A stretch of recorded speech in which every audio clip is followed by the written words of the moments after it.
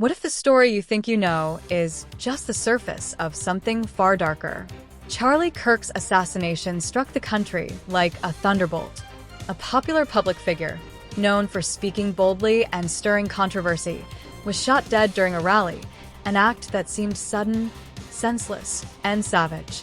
Immediately, the government and media spun a narrative. A 22-year-old named Tyler Robinson, acting alone, driven by fanaticism. But then Joe Rogan stepped in, on live air. He rejected the official version, demanded deeper scrutiny, and cast doubt upon the facade of certainty. He asked, "What if we're seeing not the full story, but a half-told lie?"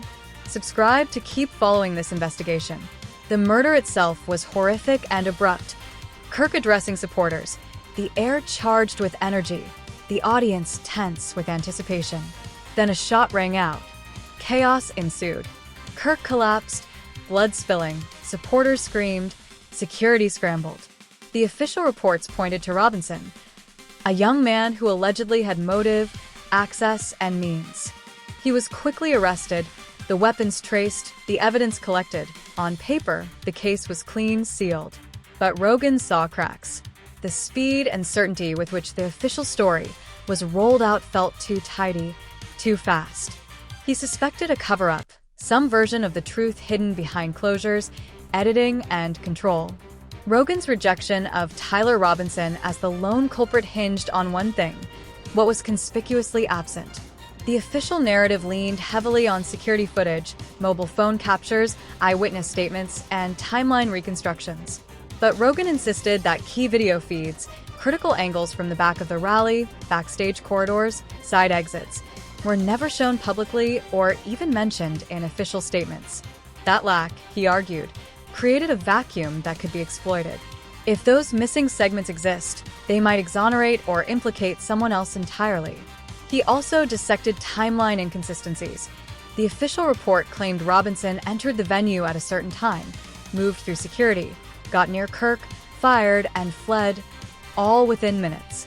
But witnesses in different sections said they saw someone matching Robinson's description earlier. Others were called shadows in off-camera corners. Rogan contended that these discrepancies couldn't be ignored. They suggested the possibility of coordinated distraction, misdirection, or complicity. But Rogan didn't stop at procedural detective work. He framed the assassination as symptomatic of a deeper collapse, a society unraveling under ideological hatred, moral decay, and mutual distrust. To him, Kirk's killing was not just the death of a man, but the collapse of civic restraint. He painted a portrait of a country where hatred can be weaponized, where retribution masquerades as justice, where public life becomes a battlefield. The motives behind the assassination, he argued, weren't just political, they were existential. That perspective infused every question he asked about motive, planning, and accountability. One of the darkest strands of his critique focused on how fast some online corners celebrated Kirk's death. Within minutes, self-congratulatory posts surfaced, memes, slogans, mocking tributes. Some users compared the event to a political win, others openly rejoiced in Kirk's end. Rogan saw in those reactions proof not just of polarization, but of moral collapse. If a human life becomes a cause for celebration, what does that say about the society that condones it? He used those digital reactions as evidence that the assassination was more than a crime. It was a symptom of something greater: tribalism, cruelty, contempt for life itself. Underpinning his entire approach was Rogan's insistence that this attack was not random. Its precision, timing, and weapon choice all pointed to planning. The shots were near lethal, aimed where protection was weakest. Security barriers weren't simply bypassed, they were circumnavigated, suggesting inside knowledge of routes and vulnerabilities. The weapon was not a random handgun, but a specialized model, one requiring forethought, training, and access. Rogan insisted this was not the act of a spontaneous assassin, it was the strike of a hitman, a skilled executor. If the attack spoke of planning, Rogan believed the security failures exposed a deeper rot in institutional oversight. He asked bluntly, how did Robinson or anyone gain access so close to Kirk? Were manifest checks bypassed? Did security personnel waive protocols? Could someone on the inside have provided cover or access? He speculated that parts of the security apparatus were blind either by incompetence or complicity. For Rogan, these weren't conspiracy musings, they were necessary questions in any murder of such magnitude. To support his skepticism, Rogan dove deep into the digital shadow that Tyler Robinson left behind. He wasn't just scrolling through random accounts or reposts. He was excavating a psychological archive. Dozens of profiles, some public, others hidden behind usernames that barely hinted at identity, started to reveal a mosaic of thought. There were fragments of essays, cryptic posts, broken sentences in late-night threads. Each seemed to echo the same undercurrent: isolation, resentment, a search for meaning that kept slipping through his grasp. Rogan's reconstruction of Robinson's online life was meticulous. He compared timestamps across forums, cross-referenced tone shifts in messages, and noted when Robinson's language changed, from detached observation to moral certainty. At first, the posts were harmless enough: opinions about current events, political frustrations, existential ramblings about modern life. But slowly, the tone hardened. Words like corruption, betrayal, decay, and redemption began appearing more frequently, woven through metaphors about light and judgment. He wasn't shouting in the void, he was trying to be heard. And in that pursuit, Rogan argued, Robinson began finding communities that echoed his pain back to him.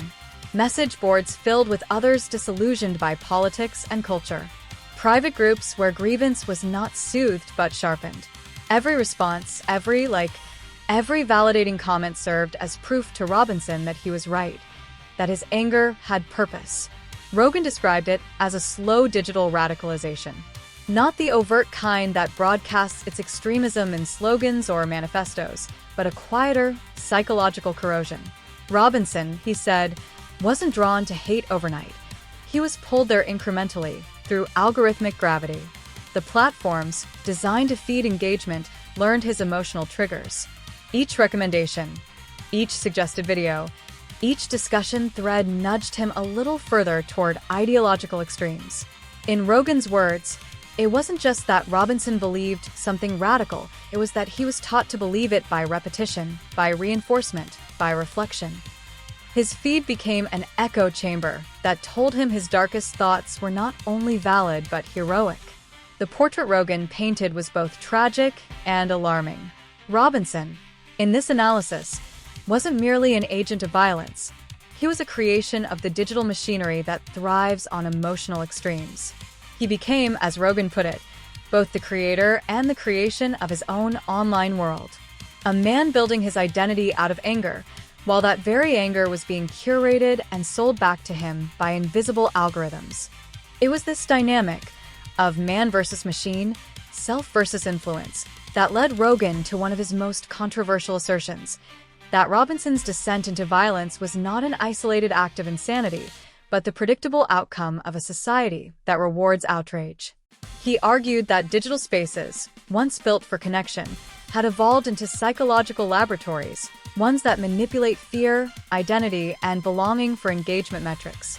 Then came the twist that shifted the entire conversation: a coded confession, reportedly tied to one of Robinson's lesser-known secondary accounts.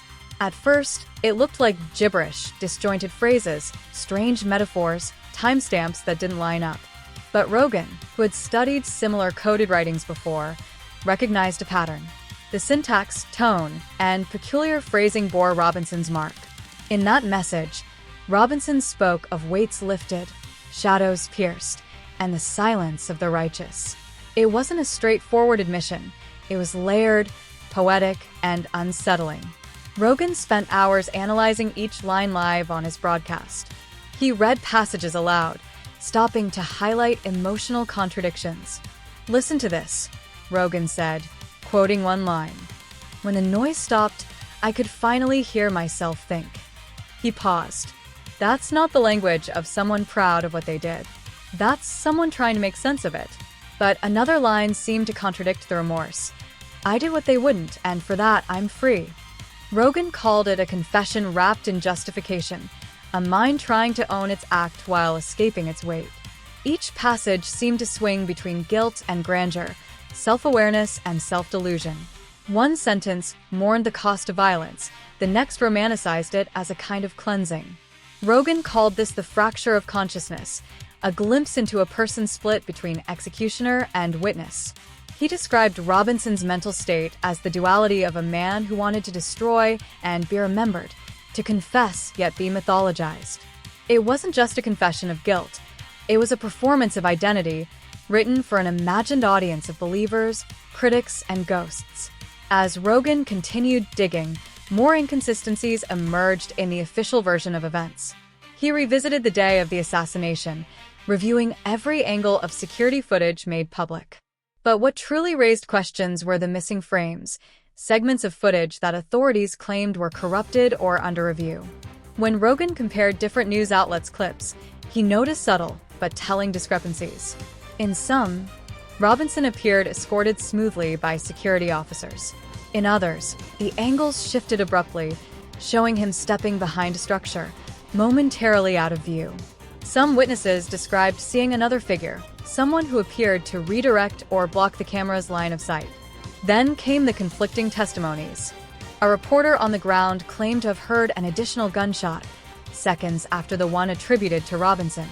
Another witness recalled seeing Robinson already subdued when a second sound echoed through the chaos.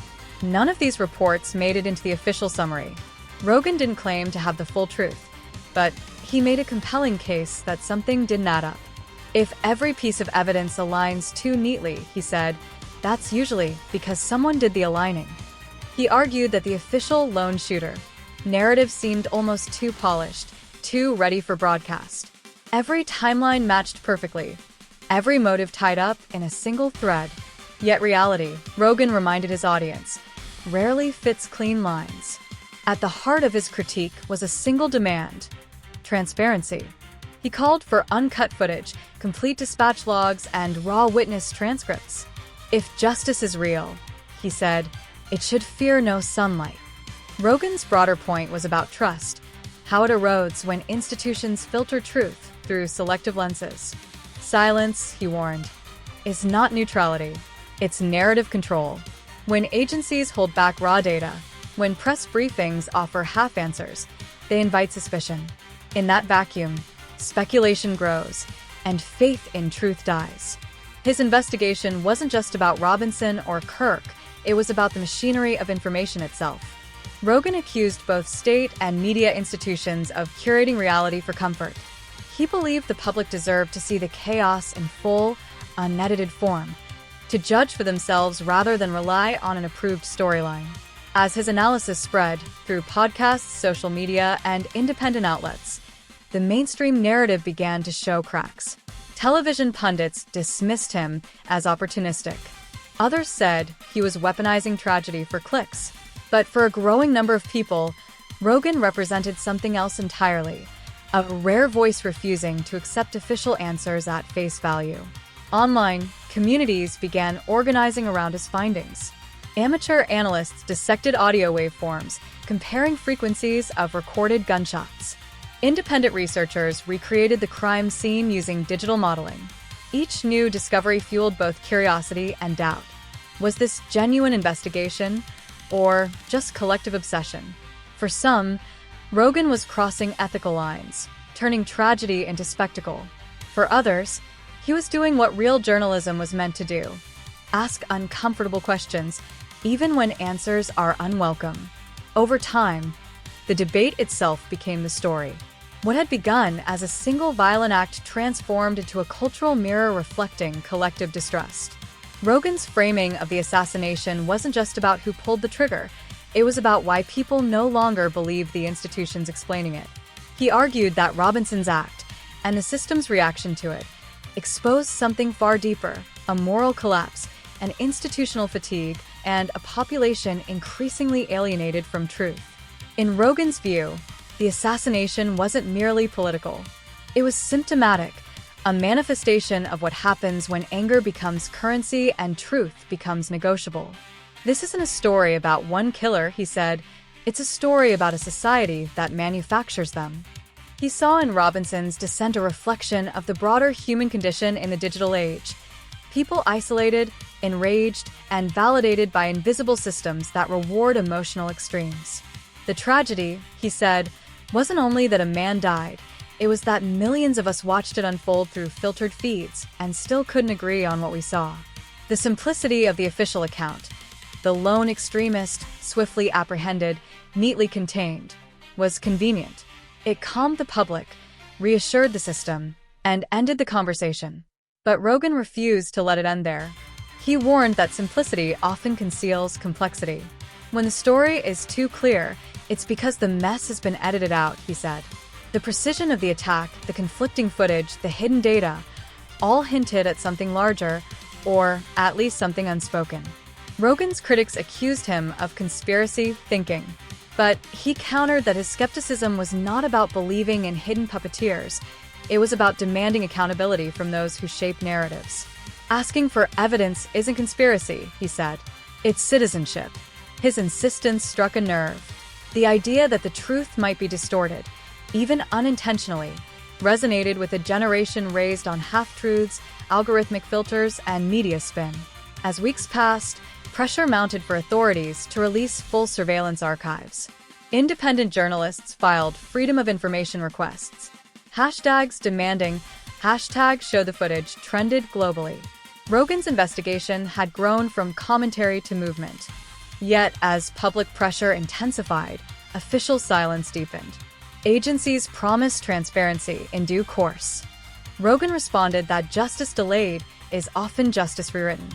He framed the entire episode as a test, not of guilt or innocence, but of societal integrity. Could institutions withstand the scrutiny they demanded from others? Could citizens handle truth unfiltered by narrative framing? Truth, Rogan said in one of his final broadcasts on the subject, isn't fragile. Institutions are. The question that now lingers, haunting every discussion since, is this: can the official narrative survive full exposure?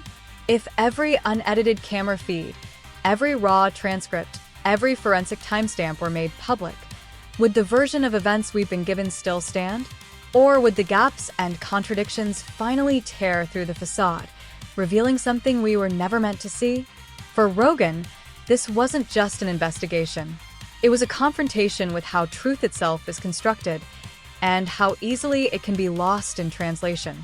The assassination of Charlie Kirk, through Rogan's lens, became more than a political crime. It became a reflection of our era, a society drowning in noise, mistaking narrative for reality, and forgetting that truth isn't decided by consensus, it's discovered by courage. He closed his final report not with certainty, but with challenge. We don't need cleaner stories. We need the whole story, even if it's ugly, even if it implicates the powerful, even if it changes everything we think we know.